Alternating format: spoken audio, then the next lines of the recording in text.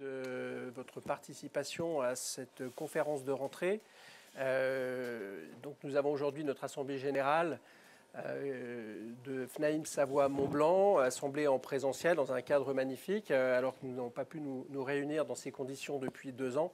Donc l'ensemble des adhérents se faisait un plaisir de cette manifestation.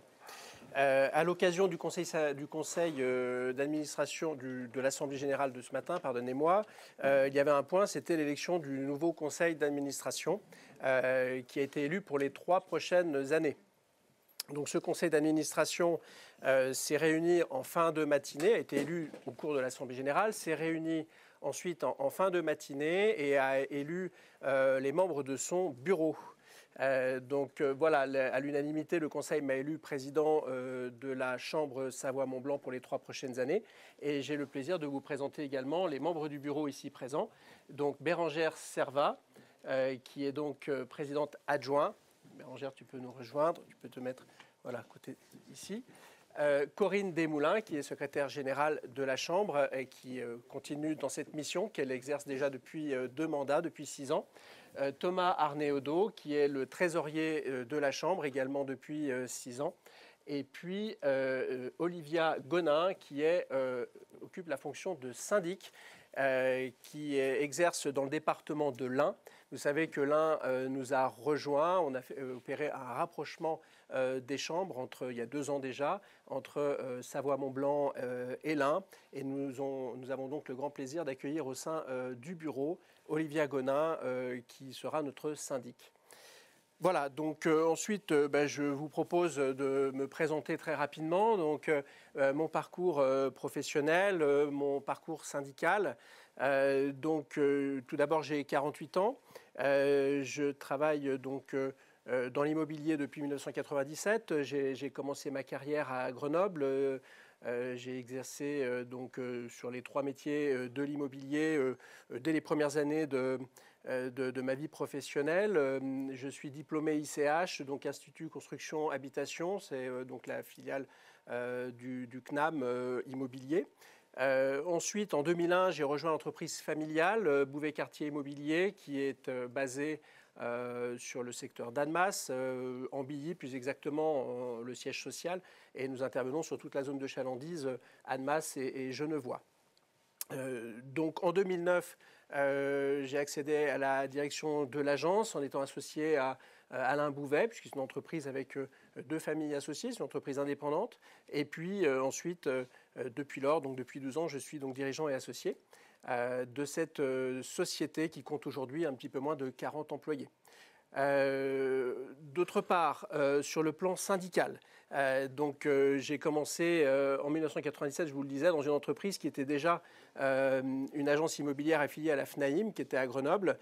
Donc je dirais que ça m'a peut-être donné le virus dès cette époque et j'avais pu participer à certaines réunions, notamment de futurs jeunes dirigeants. Ensuite, il y a une tradition d'appartenance à la FNAIM au sein de l'entreprise Bouvet-Cartier que je dirige aujourd'hui, puisque mon père a été lui-même membre du conseil d'administration de 1997 à 2009, puis Alain Bouvet, son associé, et ensuite mon associé, de 2009 à 2014. J'ai ensuite remplacé Alain Bouvet à son départ en retraite. Donc on a une continuité, une longue histoire dans l'entreprise avec la FNAIM. Voilà, donc ensuite, sur le plan syndical, j'ai intégré moi le conseil d'administration en 2015. En 2014, j'ai été coopté, puis en 2015, élu dans le conseil de Jean-Jacques Botta. Et j'ai été son président adjoint pendant 2 mandats, donc pendant 6 ans. Et aujourd'hui, donc, j'ai été élu par mes pairs présidents de la FNAIM Savoie-Mont-Blanc. Donc c'est un grand honneur et une grande fierté de pouvoir représenter la profession. Et d'ailleurs, je profite de remercier mon conseil d'administration, représenté par le bureau ici même. Voilà, donc ensuite, je voudrais vous parler en quelques mots des perspectives pour ce prochain mandat, donc d'une durée de 3 ans. Tout d'abord, donc un point très important pour nos adhérents, c'est la formation. Donc c'est vrai que la formation, on a une tradition de formation au sein de l'AFNAIM, puisque l'ESI, l'École supérieure de l'immobilier, est l'école de l'immobilier de l'AFNAIM et permet d'avoir accès à un large panel de formations qui sont dispensées soit par des stages d'intégration pour les nouveaux adhérents sur quelques jours, dans les centres régionaux généralement de formation, ou alors il y a des formations à la journée, et Annecy est un centre de formation en la matière. Et puis, nous avons également, cause Covid oblige, je dirais, et également aujourd'hui, les agences immobilières deviennent de plus en plus digitales. Donc, la formation s'est adaptée également. Et le service de formation de l'ESI a proposé des cours format d'1h15 à 3h30 en visio. Et donc, ce panel de formation restera sur le prochain mandat, bien entendu, puisque c'est également le cas sur toutes les chambres. Mais moi, j'ai la volonté véritablement qu'on revienne sur aussi la formation présentielle, qui a été un peu tronquée ces 2 dernières années pour les raisons que l'on connaît. Nous avions effectué à 2 reprises déjà les universités de la formation, qui sur 2 jours réunissaient un grand nombre d'adhérents et offraient un large panel de formations, 16 formations sur 2 jours, couvrant les différents métiers de l'immobilier, allant du syndic, de la gestion locative, de la location de vacances également, qui est une spécificité de nos territoires. Et j'ai vraiment à cœur, puisque ces moments de rencontre, d'échange, permettent de nourrir des expériences. Et c'est également pour cela que les adhérents viennent à l'AFNAIM. Ensuite, sur le plan des relations presse et médias, donc, nous avons chaque année traditionnellement une conférence de presse qui a lieu en début d'année où nous présentons les chiffres de l'année précédente.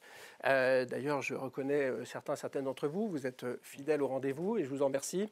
Et nous avons décidé d'ajouter, c'est la première fois aujourd'hui que l'on fait cela, en parallèle de l'Assemblée générale, de faire un point d'étape, je pourrais dire, sur les 6 premiers mois d'activité de nos territoires. Et j'ai la volonté, avec le conseil d'administration et le bureau, de continuer dans cette dynamique et pourquoi pas vous donner rendez-vous chaque année, plus ou moins, à la rentrée, pour multiplier les échanges et vous permettre de retracer un petit peu des infos sur l'activité et les différentes activités que l'on peut mener dans le cadre de nos métiers. Ensuite, il y a un troisième point qui tient à cœur à l'ensemble de l'AFNAIM, de Jean-Marc Torolion, ici présent, qui nous rejoindra dans quelques minutes, qui est président fédéral, mais également au niveau de la Chambre. C'est la représentativité de la profession qui est très importante. Et nous-mêmes, eh bien, on a au sein de l'AFNAIM Savoie-Mont-Blanc la volonté de développer encore le nombre d'adhérents qui sont en attente de services, d'appui, aussi bien sur le plan juridique, sur le plan également de différents services qui sont proposés, si vous voulez, à travers la fédération, mais également la mise en place d'échanges et de partage d'expériences à ce niveau-là. Donc, moi, j'ai la volonté que l'on passe la barre des 400 adhérents, je dirais, au cours de ces 3 prochaines années. Aujourd'hui, il y en a 350 réunis sur les 3 territoires que sont Savoie et Haute-Savoie. Et je pense que nous pouvons atteindre, et c'est un objectif que je considérerais comme raisonnable sur 3 ans, d'obtenir et de dépasser, après on ne donne pas de limite ni de plafond, mais en tout cas vraiment de déplacer ce plafond des 400 qui serait quand même très significatif, puisque j'en profite pour rappeler que la Chambre Savoie-Mont-Blanc est à l'échelon national une des grosses chambres, une des chambres les plus importantes de la 60aine de chambres qui composent le territoire national, également donc d'outre-mer. Ensuite, 4e point, au niveau du partenariat. Donc, nous avons besoin régulièrement, évidemment, pour financer des actions, même si nous avons des adhérents qui paient une cotisation, d'avoir recours à des partenaires que nous avons, et nous profitons pour les remercier. Je ne vais pas les citer, là, ce n'est pas l'objet. Et simplement, ce n'est pas toujours facile d'avoir un temps à leur offrir pour qu'ils puissent s'exprimer et puis qu'ils puissent rencontrer nos adhérents. Voilà, souvent ça se fait dans le cadre de l'Assemblée générale, ça se fait un petit peu comme ça, et avec des temps d'échange qui sont relativement courts. Donc moi, ça serait une proposition, il faudrait qu'on arrive à le mettre en œuvre, mais de pouvoir faire par exemple une soirée ou une manifestation des partenaires où on pourrait associer ces partenaires, inviter les adhérents, et à ce moment-là, dans le cadre d'un événement par exemple sportif ou culturel ou en marge d'une cause associative de bienfaisance ou que sais-je, ça sera également au conseil d'administration d'y réfléchir et de proposer des solutions, eh bien, de faire ce temps où nous pourrons inviter les partenaires et à ce moment-là, encore une fois, garantir une convivialité, un certain échange dans la continuité de nos liens, je dirais, avec certains partenaires historiques et pouvoir également attirer d'autres partenaires. Enfin, j'ai avant-dernier point, animation de chambre. Donc, si vous voulez, dans ce domaine-là, je suis persuadé qu'il y a beaucoup d'adhérents qui sont en fait de petites entreprises, pour certains qui sont créateurs, qui n'ont pas forcément d'employés ou qui ne sont pas associés et qui pourtant ont beaucoup de mérite et se lancent dans le grand bain de l'entrepreneuriat immobilier. Et ces personnes viennent aussi à la FNAIM pour, je le disais tout à l'heure, avoir des temps d'échange, rencontrer des confrères, partager. On avait déjà essayé par le passé d'organiser des petits déjeuners, des after-work, des choses comme ça dans les bassins, dans les territoires. Et on sait que ça n'est pas facile parce que chacun a son activité, chacune. Eh bien, c'est donc compliqué des fois de mobiliser un petit peu les personnes. Donc avec les moyens digitaux qui sont maintenant à notre disposition, l'idée serait de pouvoir fixer dans les plannings en fin de matinée, quelquefois, quand finalement on peut pratiquement sur la pause du repas prévoir une demi-heure, trois quarts d'heure, avec une réunion Zoom ou avec un autre support, inviter les collaborateurs ou plutôt, enfin les porteurs de cartes, mais plutôt donc les adhérents. Avec une petite réunion de thème, partage d'expérience, par exemple, sur un thème technique qui peut être le DPE, qui peut être l'Assemblée générale, les évolutions avec la crise Covid, comment on a dû s'adapter, etc. Ou sur des thématiques, que ce soit juridiques ou tout simplement de partage d'expérience, où on puisse un peu mettre en commun notre vécu et puis également opérer, je dirais, un véritable relais. Au-delà des supports informatiques qui sont à nos dispositions et qui sont très performants, mais à disposition par la Fédération nationale, puisqu'on a un extranet qui permet d'avoir accès à énormément de choses, hein, ce qui fait notamment l'intérêt de notre fédération. Mais au-delà, je pense que rajouter de l'humain, certainement en plus, aujourd'hui, les gens sont encore plus dans cette attente, finalement, d'avoir des temps où on est indépendant, mais avoir également des temps où on renforce encore l'humain pour, même si c'est en visio, parce que ça prendra moins de temps pour optimiser nos déplacements et simplement consacrer une demi-heure, trois quarts d'heure avec des échéances qui soient fixées un petit peu à l'avance, avec des thèmes qu'on puisse organiser. Donc on travaillera ça également avec le conseil d'administration et avec les commissions, je dirais, qui seront à pied d'œuvre pour établir une proposition et puis voir si ça fonctionne et si on arrive à fédérer un petit peu autour aussi de ce projet. Enfin, donc je rappelle qu'on a des commissions métiers dans notre conseil d'administration, enfin au niveau de notre chambre, pardon, et puis du coup les membres du conseil d'administration en sont les moteurs et nous avons donc plusieurs commissions. Je ne veux pas également ici les détailler leurs travaux. Mais nous sommes organisés en la matière. Et il y a un secteur que nous n'avons pas encore développé au sein de la Chambre FNAIM Savoie-Mont-Blanc, c'est l'immobilier d'entreprise. Et je souhaiterais qu'au cours du prochain mandat, on puisse créer justement une cellule dédiée à l'immobilier d'entreprise, puisque je pense que ça peut être une vraie demande et on peut également intéresser des professionnels à nous rejoindre et à travailler, à débattre sur cette thématique. Voilà, donc j'en profite pour vous dire et vous annoncer que notre conseil d'administration qui a été élu ce matin est composé de 25 personnes, composé de 13 femmes et de 12 hommes. Donc aujourd'hui, on sait que la parité eh bien, est quelque chose qui est mis au devant de la scène. Et je pense que c'est une vraie réussite qu'on ait pu constituer un conseil d'administration comme celui-ci, puisqu'il est le simple reflet, tout simplement, de la représentativité des dirigeants au sein de nos porteurs de cartes. Et je m'en félicite, et j'en félicite notamment les membres du bureau, puisqu'on peut constater que sur 5 membres au bureau, nous avons 3 femmes et 2 hommes. Voilà. Très bien, donc j'en aurais fini avec cette première partie qui était de vous présenter le conseil d'administration et de développer brièvement les projets pour les 3 prochaines années. Maintenant, je vous propose, sans transition, d'accéder à la partie des chiffres clés en Savoie-Mont-Blanc.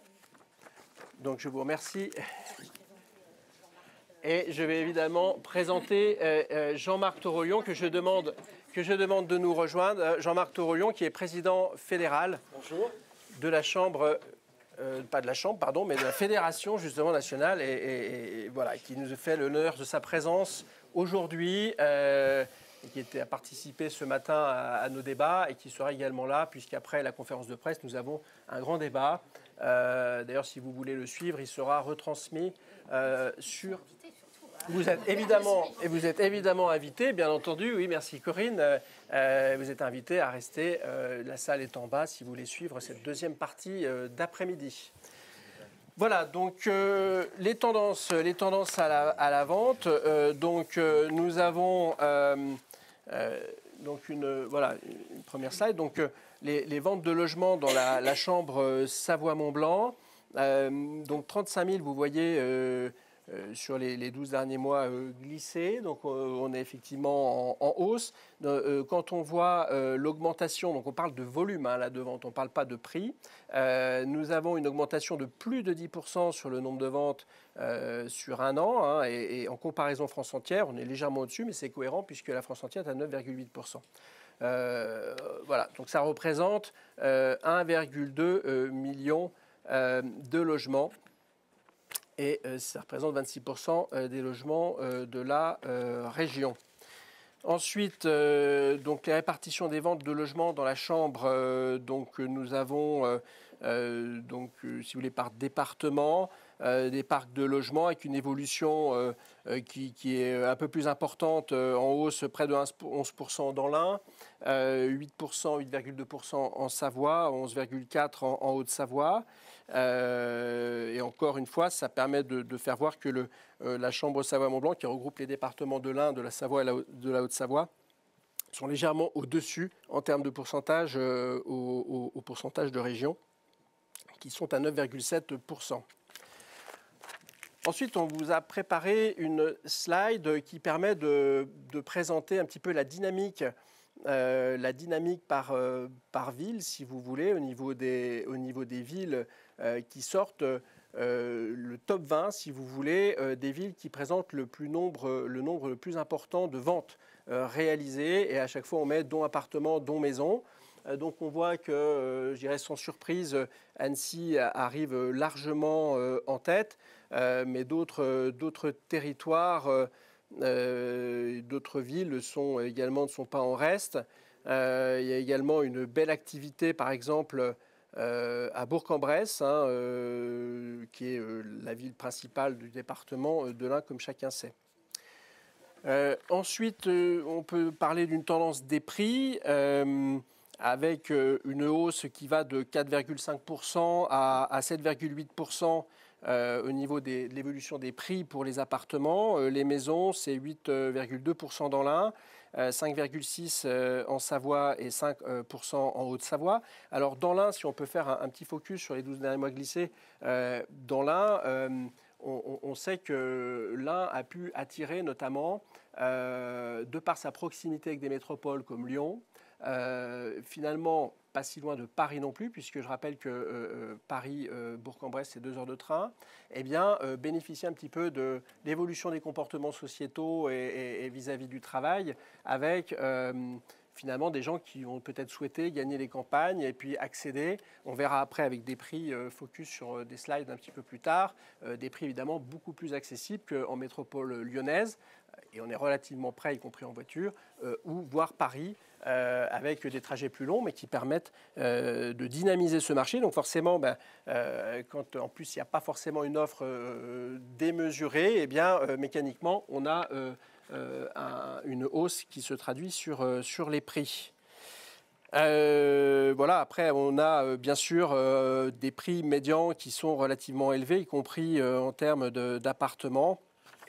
Et cela, sur les territoires, c'est relativement constant, même s'il y a des disparités, évidemment, non négligeables. Donc après, on peut parler de différentes zones géographiques au niveau du prix de vente médian des appartements au mètre carré. Donc on vous a préparé une carte avec des secteurs, puisqu'on fonctionne, nous, si vous voulez, par bassin, voire sous-bassin d'activité, hein, puisqu'on a une particularité dans notre chambre Savoie-Mont-Blanc, c'est que nous n'avons pas une ou deux grosses métropoles comme on peut retrouver chez nos voisins éventuellement du Rhône ou chez nos voisins même de l'Isère, où le département est assez grand, mais où une énorme partie de l'activité économique et puis la démographie est autour de Grenoble. Donc nous, on a des pôles qui sont beaucoup plus dispersés, avec évidemment le bassin d'Annecy, Chambéry, le Léman qui constituent les pôles principaux, mais il y a également les vallées, donc avec, on y viendra après, le marché de la montagne, et puis certaines parties un petit peu moins peuplées, avec un peu plus de connotation, je dirais même presque un petit peu campagnarde, hein, avec certains endroits, la bon pays savoyard, certaines parties des Dombes ou du département de l'Ain, mais qui ont aussi des atouts et qui offrent des biens à l'acquisition pour des personnes qui s'y intéressent de plus en plus. Ensuite, le prix des maisons. Donc là, on vous a plutôt fait un prix médian, plutôt que de parler de prix au mètre carré. On se dit que pour s'offrir une maison, pour ceux qui ont la chance d'accéder à ce rêve, eh bien, on peut donner un petit peu les tarifs par bassin. Donc on voit que Annecy arrive en tête sans surprise avec 600 000 euros de prix médian pour une villa, sachant que on a aussi, pour vous redonner malgré tout une idée du prix au mètre carré, la surface médiane des maisons est de, si je ne m'abuse, 125 mètres carrés. 135 en Savoie et 130 en Savoie. Voilà, merci Corinne. 135 et 125 dans l'Ain. Et 125 dans l'Ain. Voilà, merci. Donc on me donne des précisions. Donc ça, c'est la surface médiane, si vous voulez, des maisons. Et voilà, donc on a préféré présenter sur une base de montant global et d'un prix médian d'acquisition, hein. Voilà, donc après, nous avons des endroits qui sont intéressants à commenter. Chambéry et Aix, où il y a des augmentations qui sont non négligeables. Et puis des zones également où on peut malgré tout acquérir encore des maisons pour des prix tout à fait accessibles en comparaison à d'autres bassins. Alors, il y a peut-être moins de demandes. Historiquement, c'est des endroits qui sont moins dynamiques économiquement, mais enfin, on peut voir que notamment en Bresse, et on disait tout à l'heure l'intérêt de pouvoir investir dans ce domaine, si vous avez un prix médian à 240 000 euros pour des Lyonnais ou pour même des Parisiens évidemment, ça permet d'accéder à ce type de propriété alors que ça leur était interdit dans leur zone au départ. Ensuite, je propose à Jean-Jacques Botta de nous rejoindre pour la partie montagne, puisque évidemment Jean-Jacques Botta, qui était président jusqu'à présent pendant 2 mandats, je peux te laisser la place si tu veux ici. Bon, non, je vais me mettre là. Voilà, très bien. Qui va pouvoir vous faire une présentation de l'activité en montagne. Je ne vais pas vous faire de grands commentaires sur des chiffres qui, à mon sens, sont assez parlants par eux-mêmes. Et on a essayé, même si on est sur une période un peu plus courte de comparaison, de reprendre les chiffres que vous avez déjà donnés l'année dernière, de manière à ce que vous puissiez faire des rapprochements plus facilement.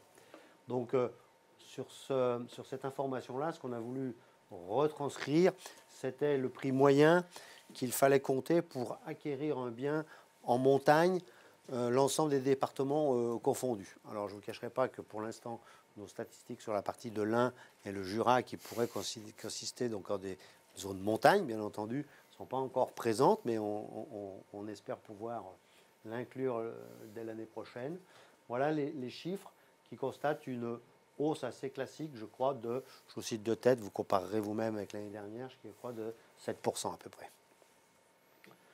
Voilà, pourquoi la petite différence que vous allez voir sur ce slide sur ces infos par rapport à celles qui ont été communiquées l'an dernier, ça concerne les 4 pièces, puisque effectivement là, on est encore sur une augmentation de la surface moyenne, donc médiane de ces appartements. On était sur 95 mètres carrés l'année dernière. Là, on passe plutôt sur 100 mètres carrés, qui est une tendance, j'allais dire, de fond sur la montagne, où on a souvent parlé du besoin de plus en plus important d'espace pour les gens qui viennent passer leur séjour à la montagne, qu'ils soient propriétaires et évidemment qu'ils soient locataires. Tout simplement, c'est à mettre en parallèle avec, j'allais dire, une utilisation de la montagne un tout petit peu différente et qui ne fait que se confirmer. Alors quand je dis un tout petit peu différente, si je parle de l'hiver, il ne faut quand même pas se tromper, l'activité ski reste majeure. Hein. Je vous disais, les années précédentes, enlever les remontées mécaniques et nous aurons beaucoup moins de monde qui viendront nous voir. Je persiste et je signe, enlever les remontées mécaniques et nous aurons beaucoup moins de monde. On s'en est vite rendu compte en 2021 parce qu'effectivement la montagne était là, la neige était là. Ce qui manquait, c'était les remontées mécaniques. Et on a eu beaucoup moins de monde qui est venu nous voir, puisque à peu près on a accueilli 20% des clients qu'on accueille habituellement sur une saison d'hiver. Vous imaginez l'impact sur nos agences qui, je le redirai encore une dernière fois, n'ont pas bénéficié d'aide de l'État comme d'autres secteurs du tourisme. Parce qu'on n'est pas reconnu dans ce milieu-là pour l'instant. J'espère qu'on le sera plus tard.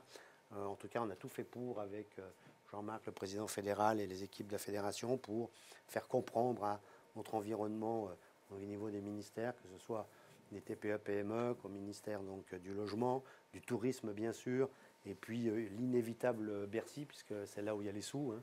Donc c'est aussi là où on a essayé de faire valoir nos positions. On n'a probablement pas été entendu à la hauteur de nos espérances, mais ce qu'on a diffusé à ce moment-là me donne à penser qu'à l'avenir, je pense que la dimension touristique, et Dieu sait qu'elle est importante en Savoie-Mont-Blanc, hein, on est 350 ou 360 adhérents, il y a une centaine d'agences qui pratiquent la location de vacances. C'est à peu près 5000 biens de propriétaires, chalets et appartements, qui sont gérés par ces agences. Donc c'est vraiment quelque chose d'important chez nous, ça l'est dans d'autres régions touristiques de France. Cette impression entre le tourisme et l'immobilier va être sans doute un petit peu mieux compris grâce aux interventions que Jean-Marc et moi-même avons pu faire auprès des ministères et auprès des politiques plus globalement. Mais la tendance, effectivement, de ce besoin d'espace, elle est là parce qu'il y a un peu moins de ski, il y a un petit peu plus de retrouvailles en famille, il y a un peu plus de temps passé avec les enfants qui remplace une partie du ski, ce qui sera sans doute posera quelques petits problèmes aux remontées mécaniques qui vont devoir adapter, à mon avis, leur offre et leurs produits. À mon sens, c'est une tendance de fond qui va perdurer. Je ne crois pas prendre beaucoup de risques en vous disant ça. Et ça se traduit en immobilier par effectivement des surfaces qui sont plus conséquentes dans tous les quelques rares programmes neufs qui peuvent encore se construire aujourd'hui en montagne. Voilà pourquoi il y a une petite différence avec la surface de ces 3-4 pièces. Je n'ai pas d'autres observations à faire sur ces 3 prix qui sont annoncés. Je vous laisse en tirer les conclusions que vous souhaitez. Ensuite, on a, là encore, dans la continuité de ce qu'on vous a proposé d'habitude, remis donc, alors cette fois-ci en mètres carrés, le prix moyen de ce qu'on considère en mètres carrés pour les appartements est toujours au niveau du chalet, au niveau prix global, en sachant que cette colonne sur le chalet prix global est à prendre avec précaution parce que l'offre est relativement faible et elle peut se basculer assez facilement vers d'autres prix par rapport à des sites qui pourraient faire par exemple des chalets de plus haut prestige. Là, on a englobé l'ensemble des chalets avec une offre qui reste faible. Et toujours notre différence entre les stations de charme et les stations grand domaine. Il y a quelques années en arrière, pour ceux qui nous suivaient déjà à l'époque, on avait aussi une autre catégorie qui était les stations de prestige. Mais finalement, cette catégorie-là, c'est pas avérée pertinente hein, dans les statistiques. D'abord parce que la proportion de prestige proprement dit dans les stations données, on citera les stations comme en Tarentaise, Val d'Isère, Courchevel, Méribel, en Haute-Savoie, bien sûr, on pense tout de suite à Chamonix à juste titre, à Megève. Bon, ça ne nous paraît pas être un critère pertinent d'analyse. Voilà, donc on reste sur ces prix, sur ce montant de prix-là et cette évolution au niveau du chalet prix global, en sachant que la trame suivante fait comme d'habitude appel donc à un focus que l'on a voulu. Alors cette fois-ci, je crois qu'on a mis un petit peu plus de stations pour avoir un panel le plus large possible pour vous montrer quand même la grande différence qui peut exister entre, et bien entendu, je ne porte pas de jugement là-dessus parce que toutes ces régions touristiques ont leur charme propre et leurs adeptes d'ailleurs. Hein. À Valseny, je sais que Laurent Gérard, par exemple, voudrait parler à Val d'Isère, elle va toujours à Valseny, par exemple. Hein. Bon, donc chacun peut avoir ses goûts particuliers, même si, bien sûr, Val d'Isère ou Chamonix attire encore plus de monde que Valseny. Voilà la différence quand même de prix, où on se rend compte très rapidement qu'on est à moins de 4 000 € du prix au mètre carré. Alors quand je dis moins, j'ai toujours un petit peu gêné de dire moins de 4 000 € parce qu'on a l'impression que c'est pas cher. Non, effectivement, il y a un certain prix. L'accession à la montagne, c'est un certain prix, mais c'est comme ça. Mais enfin, ceci étant dit, vous voyez, vous pouvez devenir propriétaire à la Plagne, par exemple, à partir de 52 000 €. Alors c'est sûr, vous n'aurez pas le plus grand chalet, accès direct aux pistes, plein sud, etc. Hein, c'est une évidence. Mais il me semble que c'est intéressant quand même de recaler un petit peu ce marché-là dans une réalité qui peut approcher un peu plus de monde, avec ce 52 000, ce 70 000 à Valseny. Alors effectivement, c'est des sommes qui ne sont pas forcément à la portée du plus grand nombre, mais qui restent relativement raisonnables si on veut être à la montagne. Alors tout à l'heure, je parlais des retrouvailles en famille, etc. Elles sont un petit peu plus exiguës dans ce genre de biens, bien évidemment, mais elles pourront toujours avoir lieu. On profitera de la montagne, et notamment une tendance aussi qu'on voit arriver, et ce qui expliquera, vous verrez, quand vous regarderez les chiffres des stations de charme, vous verrez qu'elles ont augmenté plutôt plus vite que les autres, et on a un phénomène quand même assez important, donc d'un nouvel attrait pour la montagne, indépendamment du ski, même indépendamment de la saison d'hiver. Je vais même peut-être encore aller un peu plus loin, indépendamment de la saison d'été. C'est-à-dire que l'on a au niveau des métropoles proches de chez nous, Grenoble, Lyon, Annecy, Chambéry également, des gens qui deviennent propriétaires dans ces stations dites de charme ou villages, comme on les appelait avant, qui sont souvent des stations de moindre altitude, mais toujours assez bien équipées, et qui viennent, c'est pas compliqué, hein, dans peu de temps il va y avoir les vacances de la Toussaint. Allez vous promener dans ces stations dont on parle maintenant, et puis vous verrez qu'il y a plutôt du monde, quoi. Et les gens viennent passer une semaine, voire les 15 jours de vacances de la Toussaint, en famille, en montagne. C'est souvent une très belle période. Hein. Moi qui suis né, qui travaille et qui prendra ma retraite un de ces jours à la montagne, c'est souvent des belles périodes hein, qu'on a octobre-novembre. Alors effectivement, il fait nuit un peu plus tôt, il fait un petit peu plus frais le matin quand on se lève. Quand je me suis levé ce matin, il faisait 6, donc voilà, bon, c'est une température un peu vivifiante, quoi, c'est bien. Et les gens viennent en profiter. Et on voit que ça, c'est une... Alors, je dirais pas que c'est une tendance de fond, mais quand même, malgré tout, il y a un petit truc quoi, qui se passe là. Et ça, c'est important pour la vision qu'on a maintenant de la montagne. La montagne 4 saisons, hein, on a tous entendu déjà parler de ça. Mais moi, je pense qu'il y a une vraie idée là-dedans.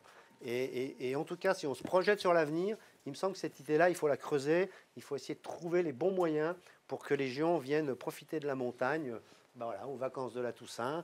Alors, un peu plus difficile des fois début mai, parce qu'il y a la fonte des neiges et tout ça. Mais dès juin, la montagne, c'est très très beau. C'est très agréable en famille. Il y a des grands espaces.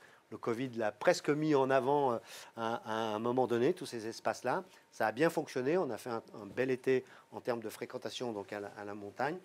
Moi, je crois beaucoup à cet avenir-là. Voilà. On a autre chose? Non, je ne crois pas.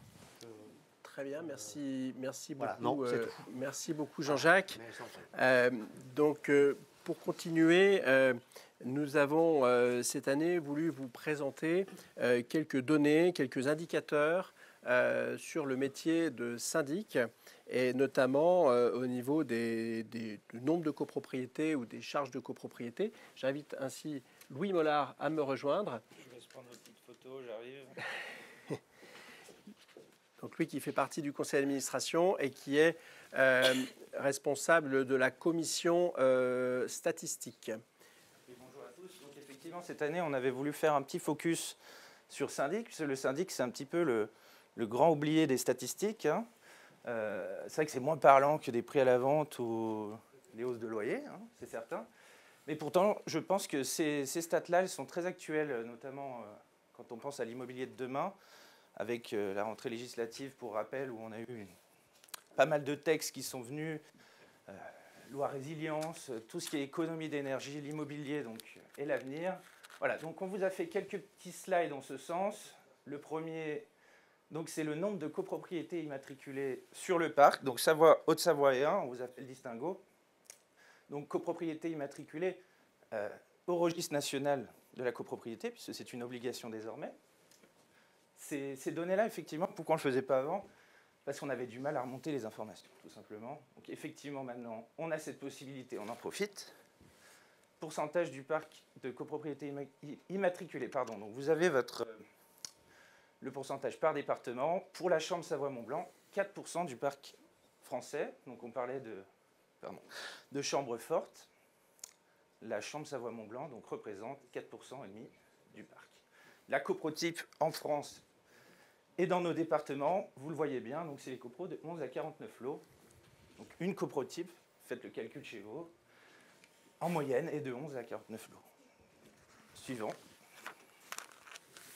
Répartition des copros par période de construction. Également, slide très intéressant. Surtout, on parle des défis de la rénovation énergétique. Donc, vous voyez, il y a un petit peu de boulot. Donc, 93, ça correspond à une copo de 30 ans.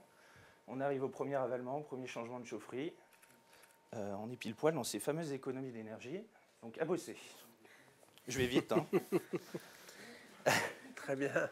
Voilà. Et puis, coprotype, donc on parlait de 10 à 50 lots. On a voulu vous faire le distinguo sans équipement collectif et avec équipement collectif, donc chauffage collectif et ascenseur. Là, les stats également sont parlantes. On arrive quasiment à, en moyenne, x3 de charge entre un immeuble pardon, sans équipement collectif et un immeuble avec du chauffage ascenseur. Est-ce que l'avenir est dans le collectif ou est-ce qu'il faut tout individualiser? À vous de voir. Voilà. C'est tout. Bonjour, merci. Merci Louis. Oui, j'ai été bref. Juste Eh ben, écoute- une toute petite précision quand on parle de nombre de Oui. lots. C'est les lots Oui, principaux. lots principaux. C'est-à-dire que si vous avez un appartement je avec te donne une la cave et un parole. garage, ça compte, c'est un lot là, en l'occurrence. Voilà, donc je vais maintenant donner la parole à Jean-Marc Tourion, qui veut peut-être ajouter quelque chose d'ailleurs à ces données, et puis qui fera ensuite peut-être une présentation un petit peu de la politique du logement et des enjeux actuels au niveau des métiers de l'immobilier. Moi, je voudrais rebondir sur ce qu'a dit Jean-Jacques Botta concernant l'immobilier de montagne. Parce que pendant la période de confinement, nous nous sommes battus avec Jean-Jacques pour faire reconnaître en fait cette filière économique de la location saisonnière. Et la première difficulté que nous avons eue, c'est à quel ministère s'adresser. Parce qu'on s'est aperçu que le ministère du Logement n'était pas concerné, ou en tout cas ne voulait pas être concerné. On s'est aperçu qu'après, on a cherché du côté des entreprises, ce n'était pas leur credo, le ministère des entreprises, et on s'est adressé au ministère du Tourisme. Et je me suis aperçu à cette occasion-là que cet immobilier de montagne, cet immobilier de loisirs, cet immobilier de résidence secondaire, personne n'en voulait. Le logement, parce que c'est un immobilier de riche, et j'allais dire Bercy, parce qu'ils ne savaient pas comment le traiter. Et nous nous sommes tournés du coup vers le ministère du Tourisme. J'ai fait une tribune dans les Échos où j'ai réclamé qu'il y ait une vraie prise en compte de cet immobilier de loisirs. Et ici, dans ces deux départements, même l'un, hein, mais en particulier, mais on peut citer aussi le plan Racine dans le Languedoc, cet immobilier qui a été construit sous l'impulsion de véritables plans d'aménagement, le plan montagne, cet immobilier-là, il n'est pas pris en considération. Or, il y a un danger. Le danger, c'est que l'industrie du tourisme doit, elle aussi, être décarbonée. Et la prise en compte de cet immobilier, comme Jean-Jacques l'a souligné, qui est un immobilier qui fait partie d'une chaîne industrielle, d'une chaîne économique, elle est mal faite. Elle n'est pas faite. Et plutôt que d'avoir des maires qui s'évertuent à augmenter les taxes d'habitation sur des résidences secondaires en prétextant que cet immobilier est inutile et en réalité ne rapporte rien, je pense que la France a un problème de fond, c'est de ne pas s'intéresser à son immobilier productif. Je vous donne un chiffre. La location saisonnière en France, c'est 8 milliards d'euros dans le produit intérieur brut. Et ici, vous y participez grandement. Et donc moi, je souhaite véritablement qu'on ait à la fois des élus locaux qui s'impliquent beaucoup plus, parce que je n'ai pas été très satisfait de l'implication des maires dans cette opération, je le dis comme je le pense, moi je peux le dire, hein, parce que je ne travaille pas ici. Je pense que les maires des grandes stations de ski n'ont pas perçu les enjeux d'une industrie décarbonée, et je pense que demain, si la Suisse le fait avant nous, si l'Autriche le fait avant nous, on va avoir un problème. Et je pense qu'il faut orienter, et j'ose le dire, des subventions vers cet immobilier-là, en contrepartie naturellement de l'ICHO, c'est-à-dire en contrepartie d'un effort économique des bailleurs, en tout cas des propriétaires de ces logements, pour relever le challenge de l'industrie décarbonée, touristique du ski français. Et je prends une image que je connais bien. Il faudra quand même m'expliquer pourquoi, à Tignes, on chauffe au fioul nos logements, au pied d'un glacier qui fond, au-dessus d'un barrage électrique, qui envoie en fait son énergie France entière. Et je pense qu'il faut reposer les fondamentaux de l'industrie touristique française, et en particulier de l'industrie touristique du ski. Et il faut que cette industrie se prenne en main sur tous ses maillons pour relever un défi. Et je pense qu'il faut d'autant plus le faire qu'on est à la merci demain de gens qui nous expliqueront que le ski pollue et qu'il faut le supprimer et qu'il faut peut-être arrêter, au fond, de monter des camions de fioul à 2000 mètres d'altitude. Et donc moi, parce que vous êtes des journalistes locaux, je vous invite aussi à faire en sorte que nos élus locaux de montagne prennent ce débat à bras-le-corps, l'anticipent, et il est temps de le faire, on a le temps de le faire, et fassent pression pour que dans ce pays, au moment où on a une élection présidentielle, on ait un vrai programme de la décarbonation, je ne sais pas si ça se dit, hein, enfin peu importe, on se comprend bien, de l'industrie touristique du ski en France.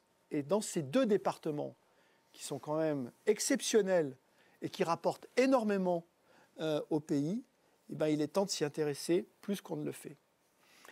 Voilà le message que je voulais passer, parce que moi j'ai vraiment eu l'impression finalement que ça n'intéressait personne. Que le sort de nos agences là, de location saisonnière, qui sont, si ça c'est pas l'économie circulaire, il faudra m'expliquer ce que c'est l'économie circulaire, eh bien ça n'intéressait personne. Et ça c'est dommage. Parce qu'en réalité, ils tiennent à bout de bras, à mon sens, le maillon essentiel de l'intérêt touristique de nos régions. Je peux répondre aux questions. Hein. Concrètement, les aides, vous avez reçu des aides quand même durant cette période pour les locations saisonnières, les agences de location saisonnière. Est-ce que en réalité, le problème, c'est que la philosophie globale du gouvernement sur cette question-là était de ne pas singulariser, de ne pas raisonner uniquement sur la location saisonnière. Et de dire, finalement, comme vous n'avez pas perdu 50% de votre chiffre d'affaires, parce que c'était ça le raisonnement, hein, comme vous n'avez pas perdu 50% de votre chiffre d'affaires parce que vous avez l'activité syndic, et parce que vous avez peut-être une activité transaction, même si cette activité transaction a d'ailleurs été très ralentie, eh bien, on ne vous indemnisera pas, en tout cas, on ne vous rattachera pas à la filière touristique. Parce que c'était ça l'enjeu. C'était de nous rattacher à la filière touristique. Oui, mais nos agences, en réalité, comme l'a souligné Jean-Jacques Botta, elles ont perdu 80% de leur chiffre d'affaires sur cette filière-là. En plus, ce que Jean-Jacques ne nous a pas dit, c'est qu'on avait eu un encouragement, vous aviez eu un encouragement pour embaucher les saisonniers avant le début de saison. On a eu plein pot là au mois de mai. Hein, voilà. Il a fallu payer les logements, les congés payés, de tous les saisonniers que Madame la ministre du Travail nous avait dit, pas de problème, embauchez, allez-y, vous aurez le soutien de l'État. Bien au mois de mai ou avril, quand on a fallu faire les fins de CDD de nos collaborateurs, qui ils n'y sont pour rien, hein, bien entendu, de nos collaborateurs qui n'avaient pas mis une seule fois les pieds à l'agence, mais qui avaient été logés pendant toute la saison d'hiver, parce qu'on nous a fait croire que peut-être en janvier, peut-être en février, peut-être, on allait pouvoir ouvrir nos agences. Eh bien, un logement de saisonnier, dans le meilleur des cas, c'est 5 à 6 000 euros. Quand j'ai payé, c'est 10% de son salaire. On était à peu près 12 000 par 10%, ça fait encore 1 200. Vous voyez, on n'est pas très loin donc, du montant global de tout ça. Vous avez 3 saisonniers qui nous payent ça. Eh ben, on le paye avec les 20% d'activité qu'on a pu avoir. Voilà comment on pourrait, en gros, résumer la réponse à votre question sur les aides qu'on a eues. Alors certes, on a bien bénéficié, mais enfin, ça me paraissait encore un minimum, de la possibilité du chômage partiel pour nos collaborateurs. Ça nous a quand même permis de les conserver dans nos entreprises et de ne pas nous appauvrir au niveau de la richesse que l'on avait dans nos propres entreprises. Voilà. Alors oui, on a eu cette aide-là. Point, basta, final. Mais ce que ça a surtout mis en exergue de mon point de vue, c'est que finalement, cette industrie-là, on ne l'a pas rattachée à l'industrie touristique pleinement, on ne l'a pas rattachée pleinement à l'immobilier, elle est au milieu, et je pense qu'il faut en avoir conscience. Ensuite, il y a 12 000 copropriétés en montagne. 12 000. Ces 12 000 copropriétés, elles ont un enjeu de rénovation énergétique important. Et c'est des copropriétés souvent d'un certain âge, mais c'est souvent des copropriétés elles-mêmes très importantes. Et de ce point de vue-là encore, les premiers classements énergétiques de nos immeubles de montagne ne sont pas bons. Ils ne sont pas bons. Je pensais que la nouvelle cartographie issue de la réforme du diagnostic de performance énergétique allait avantager un petit peu la montagne, la nouvelle cartographie climatique, ce n'est pas le cas. Donc là encore, c'est pour ça que je milite pour qu'on ait MaPrimeRénov' CoPro, qui soit également, que les bailleurs soient éligibles à la montagne à cette prime, en contrepartie évidemment du fait qu'ils louent un certain nombre de semaines, c'est-à-dire qu'ils consacrent à l'économie globale du ski leur logement. Mais je pense qu'il y a tout un équilibre à retrouver sur lequel, d'une façon assez étonnante, je trouve que, et je sais à qui je le dis là maintenant, les élus locaux sont très absents. Et ils ont tort, parce que c'est le moment. Pour moi, c'est le moment. Tu partages, Jean-Jacques ? Encore à 100%. Parce que à derrière, 100%, c'est voilà. le message qu'on a essayé de communiquer et Voilà. qui passe malgré tout très mal, quoi. Et faut pas se voiler la face, hein. La problématique, hein, c'est que c'est un problème de riches, donc on s'en fout. Voilà. Et moi, je pense que l'erreur que fait la France, c'est finalement de ne pas prendre ça comme une filière économique globale. Or, cette filière économique, rappelons-le, elle est très importante. Alors, si j'élargis en plus, au-delà du département des Deux-Savoies, à tout l'enjeu de la côte languedocienne ou en tout l'enjeu même de la côte atlantique, comme on est quand même une des premières destinations touristiques mondiales, encore une fois, je trouve qu'il y a là un challenge, hein, un Green Deal à avoir avec l'ensemble de la filière pour dire, eh bien la France, elle va décarboner sa chaîne touristique et le logement est un maillon essentiel dans cette approche et ce serait extrêmement valorisant pour notre pays et pour, à mon avis, les futures générations qui vont s'intéresser à nos sports et au ski que j'adore. Et à la montagne plus globalement. Et à la montagne globalement, bien sûr. Jean-Jacques, est-ce que tu peux ajouter quelque chose ? Non, je crois que le résumé a été parfaitement fait par Jean-Marc. On a travaillé tout l'hiver très régulièrement sur ces dossiers-là parce que ça nous rendait fous de voir cette incompréhension totale, notamment de l'importance économique de notre activité, quoi. C'était absolument délirant, quoi. Oui, ok, il fallait aider les restaurateurs incontestablement, les moniteurs de ski, etc., etc. C'était incroyable de penser que, nous, c'était pas très important. Moi, je suis quand même un peu optimiste parce qu'on a quand même bataillé, on a quand même exprimé tout ça. C'est pas complètement perdu. Je reste persuadé que maintenant, ça commence à rentrer tout doucement dans l'esprit que là, il y a une vraie économie, il y a un vrai problème majeur donc pour l'ensemble du pays et pour notre région, quoi, hein. Soyons clairs, hein. FNIM Savoie Mont-Blanc, quand on s'est rattaché à ce territoire-là, c'était pas pour rien. Sur nos 350 ou 360 agences immobilières, il y en a une centaine quand même qui pratiquent la location de vacances. C'est 5000 appartements et chalets qui sont gérés par ces agences. Bon, bah, tout ça, ça concourt d'une manière extrêmement importante à l'économie locale. Et en plus, alors pour le coup, on est sur des emplois qui sont complètement non délocalisables, hein. On est là, hein. C'est pas Airbnb, nos agences, hein. On est là, notre personnel est sur place, ils connaissent la station, nos locaux sont là. Enfin, je veux dire que on est vraiment au cœur de notre territoire. Et notre territoire, aujourd'hui, une grande partie de sa valeur, c'est aussi le tourisme et l'activité de la montagne. L'hiver, l'été, et comme je le disais tout à l'heure, j'espère un peu plus large que tout ça, et j'y crois. Très bien, merci beaucoup Jean-Jacques.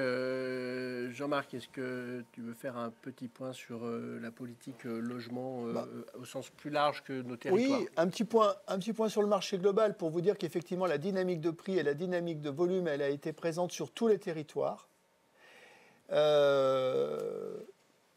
Signer 1 191 000 transactions en 12 mois glissants, c'est considérable. C'est propre à la France. Hein. L'Allemagne est par exemple 2 fois moins en termes de dynamique. Ça illustre quand même, quoi qu'on en dise, l'expression d'une demande sur une valeur qui est une valeur forte. Hein. Chez les Français, on le sait tous, une valeur affective, une valeur de rendement, une valeur tangible, une valeur transmissible. Mais ce qui est intéressant, c'est de voir qu'elle s'exprime d'une façon uniforme sur tous les territoires. Et je vais vous donner un exemple. Les 28 000 communes de France, dites communes rurales, classement INSEE, n'avaient cessé de baisser en termes de prix de vente depuis 10 ans. Pour la première fois cette année, leurs prix vont augmenter d'à peu près 2,4%. Quand on regarde les villes moyennes, si on enlève les 11 premières villes de France, les 11 grandes métropoles, en ce compris Paris, et qu'on regarde les 40 villes qui suivent, elles augmentent 2 fois plus vite que les grandes métropoles. Ça, c'est nouveau. Et donc, effectivement, on voit bien que les Français qui ont été en tête-à-tête avec leur immobilier pendant cette période de confinement ont finalement, avec toutes les, peut-être aussi les innovations liées notamment au télétravail, ont peut-être réagi, ou réagissent en tout cas, différemment et expriment leurs attentes sur ces marchés en s'orientant vers des marchés qui, pour le coup, leur offrent 3 effets positifs sur leur pouvoir d'achat. Le premier effet, c'est l'effet taux, dont tout le monde bénéficie, des taux bas. Le deuxième effet, il y a un effet revenu qui est important, parce que malgré tout, les revenus des Français ont été relativement maintenus, voire ont augmenté, en tout cas ceux qui sont en situation d'acheter. Et finalement, compte tenu de ce que je viens de dire sur les villes moyennes et les territoires ruraux, un effet prix. Et donc ça explique, j'allais dire, cet engouement. Et vous verrez qu'on va signer des hausses de prix à 2 chiffres dans la plupart des territoires français. Face à ce 1 191 000 ventes, il y a à la fois des vendeurs et des acquéreurs. Ce que nous pressentons, c'est malgré tout qu'on ait moins de vendeurs. Pourquoi? Parce que si on a une hausse de l'inflation, on va avoir quand même tendance à garder un petit peu son immobilier ou à regarder les choses un petit peu différemment. Donc, par ailleurs, les conseils, le Haut Conseil à la sécurité financière ayant rendu obligatoire les conseils qu'il avait donnés, ou en tout cas les injonctions qu'il avait prises à l'égard du monde bancaire, on peut s'attendre aussi à certaines restrictions de crédit, notamment pour les investisseurs. Pour l'instant, les taux d'intérêt restent historiquement bas. Alors si le vrai conseil qu'on peut donner, parce que je suis quand même optimiste, le vrai conseil qu'on peut donner, c'est le moment d'emprunter. Parce que si on a une inflation à 4% et qu'on continue à emprunter entre 0,63 et 1,23% et 1,25%, inutile de vous dire que c'est vraiment un excellent placement. Donc, on a quand même des données extrêmement positives. Mais ensuite, sur la politique du logement, force est de constater quand même qu'on est sur un marché de pénurie. Que ce fameux choc d'offres dont chaque gouvernement nous parle, c'est, au fond, quand on en parle, c'est déjà ne pas connaître ce qu'est l'immobilier. Ce que n'ont jamais compris nos politiques, c'est que l'immobilier, c'est l'industrie du temps long. Ce n'est pas l'industrie du temps court. Ce n'est pas une industrie avec de la volatilité, où elle est très faible. Nos bailleurs, ils gardent leurs biens en moyenne 15 ans. Nos acquéreurs, ils sont à 42% des primo-accédants, ils n'ont pas d'intention spéculative, et à 58% des secondo-accédants, ils revendent et ils rachètent. Donc cette industrie du temps long, elle est incompatible avec l'idée qu'on pourrait créer comme ça des chocs d'offres. Et puis, quoi qu'on en dise, la parole du président de la République qui a considéré les propriétaires comme des rentiers, les propriétaires immobiliers comme des rentiers, c'est une erreur très grave. Parce qu'aujourd'hui, on a besoin plus que jamais d'investisseurs pour loger les Français. Et je dis qu'on en a d'autant plus besoin aujourd'hui que quand on voit que dans le nouveau classement énergétique, on a un nombre important de biens qui, demain, parce qu'ils sont classés G, risquent de ne plus être louables, ben je me dis au fond, les locataires qui occupent aujourd'hui ces logements, qui sont par ailleurs tout à fait décents aujourd'hui, hein, c'est juste l'indécence énergétique dont on parle, où on va les loger? Où on va les loger? Non pas que nous combattons la rénovation énergétique du bâtiment, de l'immeuble, la FNIM a gagné un appel d'offres pour former tous ces syndics en matière de rénovation énergétique, c'est Coprovert. Et puis on est acteur même de ce mouvement et on est même, j'allais dire, pourvoyeur d'idées. Mais je dis attention, entre les objectifs d'une loi climat et résilience qui rendrait obsolète d'ici 2025 près d'1 million de logements et la réalité de ce qu'on peut faire en termes de rénovation, il y a un écart. Et je pense qu'il est urgent que le principe de réalité prenne le dessus en écoutant les professionnels sur ces dossiers-là. Ensuite, sur l'artificialisation et le zéro artificialisation. On peut le comprendre. Mais quand même, et je peux le dire très librement, les maires n'ont jamais joué le jeu parce qu'ils n'ont jamais accordé pleinement les droits à construire des terrains qu'ils ont libérés pour la construction. Moi, je plaide pour, en zone urbaine, qu'on crée des zones à densité minimum, non pas maximum, hein, vous m'entendez, minimum. Qu'on interdise aux maires de déroger d'une façon importante sur les droits à construire qu'ils ont eux-mêmes accordés sur des terrains. Que n'a-t-on gaspillé en termes de surface de terrain en n'accordant pas pleinement les droits à construire? Et je sais bien qu'il faut j'allais dire, réconcilier les maires avec la densité. Mais la densité reste, de mon point de vue, une des solutions. Et puis enfin, les Français, ils aspirent à la maison individuelle. Et c'est nouveau, en fait. Hein. Avant la période de confinement, les requêtes sur Internet entre logement collectif et logement individuel étaient à peu près les mêmes en volume. Depuis le confinement, il y a 30% d'écart. Et depuis, ça n'a jamais été démenti. Et donc, finalement, entre l'aspiration profonde des Français et l'affichage politique tel qu'il résulte de la loi climat et résilience, à mon avis, on ne se rencontre pas. Mon rôle à moi, ce n'est pas de faire de la politique, mais mon rôle à moi, c'est quand même d'essayer, en tant que représentant des acteurs essentiels du marché, de faire comprendre aux élus et à ceux qui seront aujourd'hui et demain en charge de la politique du logement des Français qu'il faut quand même répondre à une certaine aspiration et que surtout, il va falloir mettre des moyens en face pour atteindre nos objectifs de rénovation énergétique. On a fait plusieurs propositions pour les bailleurs, hein, et notamment 2 importantes. La première, c'est de doubler le déficit foncier imputable sur le revenu pour tous ceux qui rénoveraient leur logement d'ici 2028. Et la deuxième, une solution défensive, c'est que dès lors qu'il y avait un désinvestissement dans des logements qui étaient classés F ou G, ils soient éligibles aux 2 Normandie dans l'ancien pour permettre justement une vente en état futur de rénovation, le maintien de ce parc dans nos centres-villes comme il l'est aujourd'hui, le maintien de la diversité de ce parc sur tout le territoire, ce qui est propre au parc privé locatif. Vous savez, les Espagnols, ils ont un problème, hein, ils n'ont pas de parc privé locatif, ce qui fait que les jeunes vivent jusqu'à 32 ans chez les parents.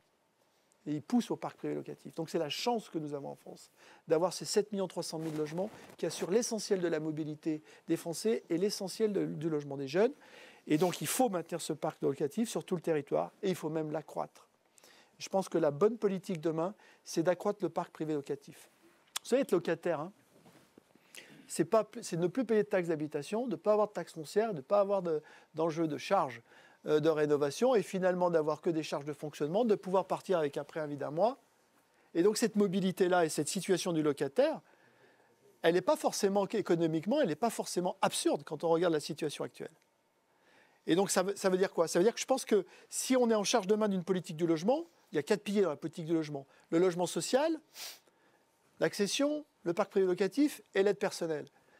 L'accession, on peut comprendre que c'est une fin en soi, mais au fond, avoir un parc privé locatif fort avec, j'allais dire, une faculté de rotation et de qualité, à mon avis économiquement, ça se justifie grandement. Et c'est pas avoir, j'allais dire, une forme d'infériorité que d'être locataire. Je pense que économiquement, ça peut largement se justifier demain. Donc il faut la diversité de l'offre. Et cette diversité de l'offre, encore une fois, elle passe par 2 piliers fondamentaux que sont l'accession et le parc privé locatif, parce que le logement social n'arrivera jamais à compenser le besoin de logement pour différentes raisons. Mais voilà. Sur le neuf, hein, je pense que là aussi, je pense qu'on se trompe. On demande beaucoup de production de logements sociaux, c'est bien. Sauf qu'on s'est aperçu que ces logements sociaux, ils ne payaient pas de taxes foncières. Donc dans le rapport Epsamen, ça fait nous 4 ans qu'on le dit, il y a une compensation de l'État qui est en train de se faire jour parce que les collectivités locales, quand elles commencent à avoir 40% de logements qui sont des logements sociaux, les équipements collectifs, il faut quand même les financer. Les équipements publics, il faut les financer. Et il n'y a pas de taxe foncière en face. Donc qui paye? C'est les 60% qui restent. Donc ça, on l'avait dénoncé très tôt, c'est en train de être rectifié.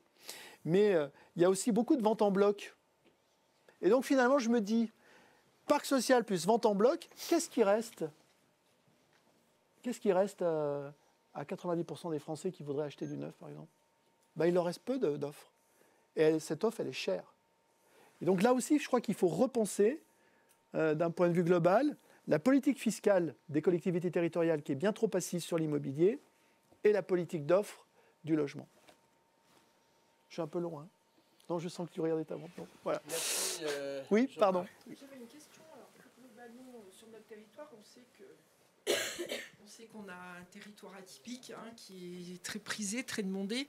On a on a des prix qui sont en constante augmentation, hein, on le sait. Là, ils ont quand même bien boosté. Chez M. Botta qui me fait plus 5, plus 10. Est-ce que vous pensez qu'on va continuer sur cette lancée ou s'il va y avoir peut-être ça va stagner ou en tout cas... Parce que pour les acquéreurs ici, parce que je me suis toujours trompé. J'ai l'humilité de vous le dire. C'est-à-dire que, honnêtement, je ne pensais pas qu'on allait avoir un tel volume de transactions et je ne pensais pas que les prix allaient augmenter aussi fortement. Ceci étant, la Savoie et la Haute-Savoie, c'est une des régions de France où les prix ont le moins augmenté parce que les prix étaient très élevés. Et je pense qu'on va atteindre l'asymptote. C'est pas extensible.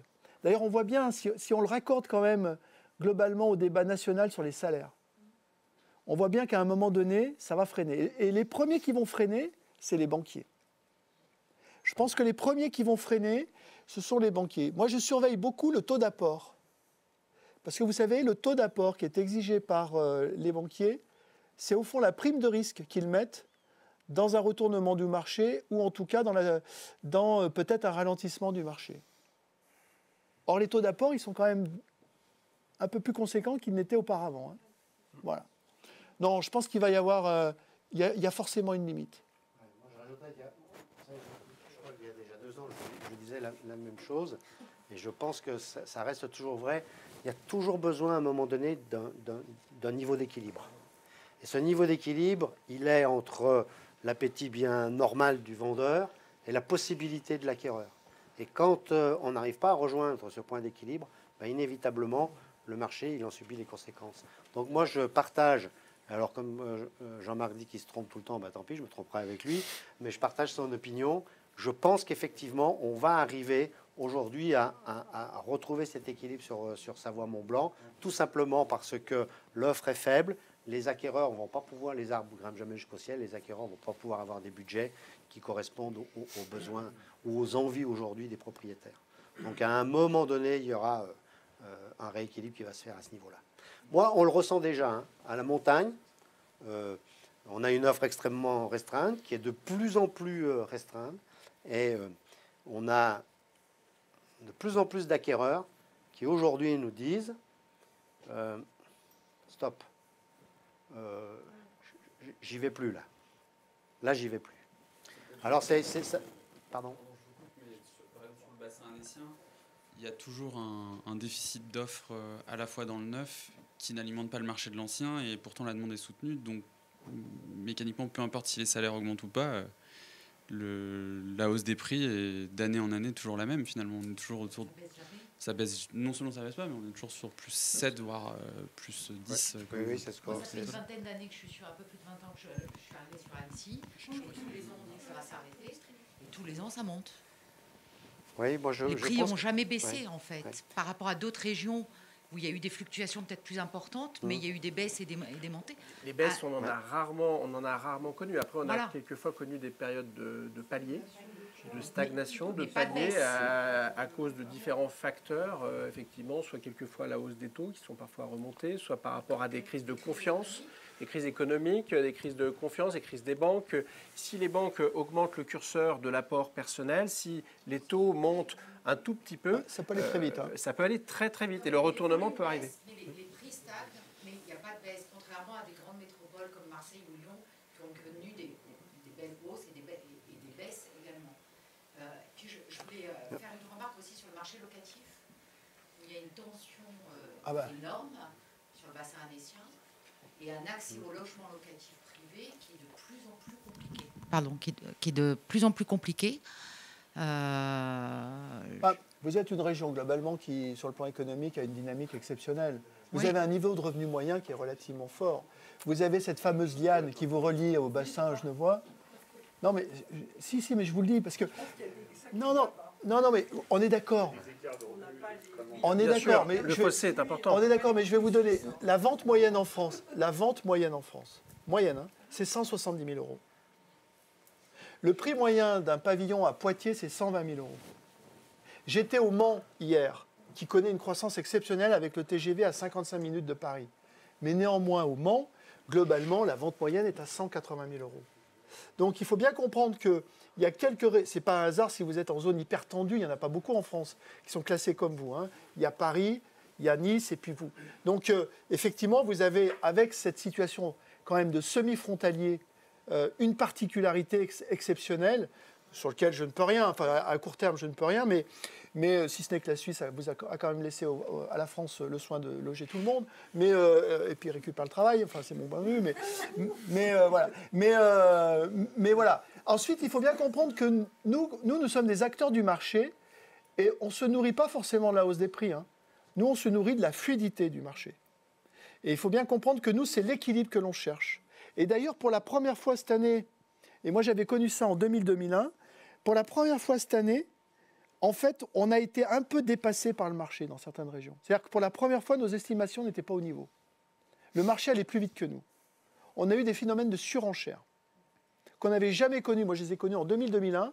Après, je ne les ai pas connus. Et donc, on voit bien qu'au fond, le rôle de régulateur que nous avons a été un tout petit peu rattrapé par la demande. Voilà. Après, il y a des particularismes régionaux, c'est incontestable. Et c'est vrai qu'à partir du moment où vous avez un prix élevé à la vente, vous avez un prix élevé à la location. La demande, elle s'exprime d'une façon uniforme. Indépendamment du prix, le problème du prix en location, parce que moi je travaille en location, c'est l'accès au logement pour les gens qui arrivent, où vous avez 15 dossiers par logement. C'est caractéristique d'une zone tendue. Pour les nouveaux arrivants et pour les entreprises qui recrutent, Oui. c'est une vraie problématique. Oui. Oui. Mais comprenez bien que nous sommes les régulateurs et les acteurs d'un parc existant dans un contexte économique existant et que nous sommes là pour faire en sorte que, globalement, la loi soit respectée et que, j'allais dire, le fonctionnement du marché soit correct. Mais ce fonctionnement du marché dépend d'une offre et d'une demande que nous ne maîtrisons pas. Voilà. Donc cette réalité d'une politique du logement, elle est aussi à imputer à des droits à construire qu'il faut peut-être donner. Après, vous allez me dire, on n'a qu'à encadrer les loyers, parce qu'on peut venir sur ce débat-là, par exemple. Voilà. Moi, je suis contre l'encadrement des loyers, parce que c'est l'aveu d'une politique d'échec de l'offre. Et finalement, on dit à un bailleur, on va te confisquer ton revenu, parce que, excuse-nous, on n'est pas arrivé, nous, à produire suffisamment ou à solutionner un problème économique. Moi, je trouve ça totalement anormal. Après, on peut en comprendre la philosophie par ailleurs si on se passe sur un autre prisme. Mais voilà, nous sommes la traduction d'une situation économique. Mais vous avez raison de dire qu'à partir du moment où vous avez des prix élevés, le niveau des loyers suit, même si la rentabilité d'ailleurs est très mauvaise. Parce que quand vous achetez cher, néanmoins, la rentabilité s'est dégradée. C'est-à-dire que On va devoir effectivement terminer la conférence de presse puisqu'on a un programme qui est assez chargé par la suite. Je parlais tout à l'heure de formation et on a donc nos adhérents qui sont actuellement en formation devenir un très bon recruteur. Cette formation se termine et on va pouvoir enchaîner parce après que c'est un métier qui recrute, messieurs, dames. Voilà, tout à fait. Nous, on est en recherche perpétuelle c'est un métier qui recrute, de collaborateurs et de collaboratrices. Et nous allons donc enchaîner avec ensuite le grand débat auquel vous êtes conviés, avec le thème qui est où je veux, quand je veux, les nouvelles exigences des collaborateurs de l'immobilier. Et donc, je vous invite à rester avec nous et on peut peut-être prendre une photo. Je reste là, qu'est-ce que... Oui, bien sûr. Assis, ça fait un peu pas cher. Ouais. On va se mettre debout comme ça. Voilà. C'est bien? Viens Thomas. Moi, je devrais plus être là. Merci. Non, ça va pas. Ah oui. À cause du projecteur. Attends, regarde, on va faire comme ça. Voilà.